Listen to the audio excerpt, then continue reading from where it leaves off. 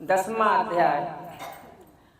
दक्ष को जब जगदम्बा के जन्म की सूचना मिली तो वह बड़े हर्षित हुए और भवानी के पास जाकर इस बात की स्तुति करने लगे।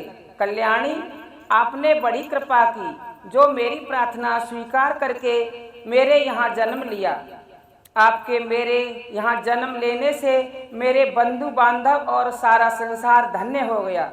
मातेश्वरी, आपकी महिमा अपरंपार है, उसे सुर मुनि नारद और सारद इत्यादि भी वर्णन नहीं कर सकते। सनकादि और व्यास आदि भी आपकी महिमा को नहीं जान सके। 1000 मुख वाले शेष भगवान भी आपकी महिमा का वर्णन नहीं कर सके।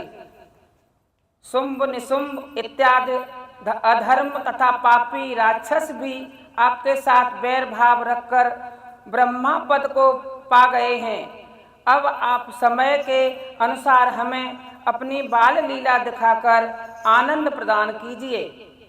अपनी माता बीरनी तथा दक्ष की स्तुति सुनकर जगत जननी भगवती जगदम्बे ने कहा, तुम लोगों ने मेरे जन्म के लिए उग्र तप किया है, तभी मैंने तुम्हारी इच्छा की पूर्ति के लिए यह जन्म धारण किया है और तुम्हें प्रत्यक्ष दर्शन दिया है। अब मैं अपनी मानव लीला करने के लिए जा रही हूँ, मगर तुम मेरे स्वरूप को भूल न जाना और अहंकार न करना।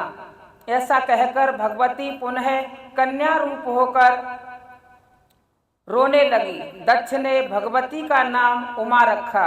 उमा अब दक्ष प्रजापति के महलों में शुक्ल पक्ष के चंद्रमा की समान दिनादिन बढ़ने लगी और भगवान श्री सदाशिव का ध्यान करने लगी, लेकिन वह 8 पहर का ध्यान किसी पर प्रकट न होने देती थी। ज्यों ज्यों वह बढ़ती जाती त्यों त्यों उसके मुख की कांति भी बढ़ती जाती। उसके रूप की दशा थी कि उसको देखकर कामदेव भी लज्जित होते थे। वो शंकर भगवान की। 11वां अध्याय। ब्रह्मा जी बोले, हे नारद, एक दिन मैं और भगवान श्री विष्णु दक्ष प्रजापति के महलों में गए। सती ने हमारा यथा योग्य आदर सत्कार किया। इस पर भगवान विष्णु ने प्रसन्न होकर उनको वरदान दिया। मैं और भगवान विष्णु उनके सेवक हैं और जो प्रत्यक्ष हैं, आपको छोड़कर वह किसी और के चाहने वाले नहीं हैं। अतः वही भगवान श्री सदाशिव आपके स्वामी हों। इसके पश्चात हमने दक्ष प्रजापति से कहा, दक्ष, तुम धन्य हो कि जिसके घर भगवती ने अवतार धारण किया है। अतः अब तुमको यह कार्य करना चाहिए कि जिससे सती का ब्याह भगवान सदाशिव के साथ हो जाए। ऐसा होने से तुम परम गति को प्राप्त होगे। इसके पश्चात हम अपने स्थान को वापस लौट आए। एक दिन सती ने अपनी माता के पास जाकर कहा, माताजी, भगवान सदाशिव को कोई वरना हंसी खेल नहीं है, वह बिना तप के मुझे प्राप्त नहीं हो सकते। आप पिताजी से कहकर मुझे उनसे तप करने की आज्ञा दिलवा दीजिए। यह सुनकर तीर्णी ने सती की इच्छा दक्ष प्रजापति पर प्रकट की। उन्होंने सती को बड़ी प्रसन्नता के साथ तप करने की आज्ञा दे दी। इसके पश्चात सती हाटकेश नामक वन में जाकर भगवान श्री सदाशिव के ध्यान में निमग्न हो उग्र तप करने लगी। कार्तिक मास में भगवती ने प्रातःकाल स्नान करके भगवान श्री सदाशिव का यथाविधि पूजन आरंभ किया। पौष मास के शुक्ल पक्ष में नागपंथ नामक व्रत का पालन किया। रात्र भर जागरण कर उत्सव माघ मास में स्नान करके भीगे वस्त्रों से ही नदी में गले तक जल में खड़े होकर भगवान श्री सदाशिव का जप किया।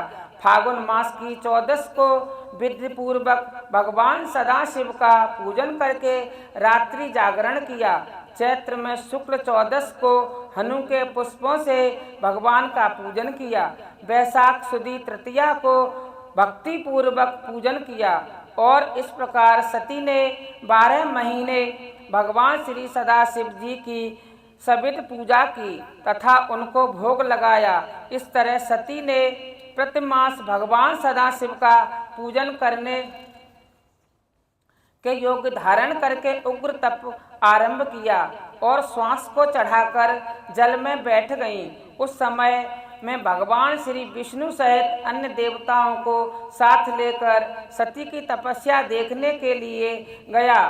हमने वहां जाकर उनके कठिन तप को देखा।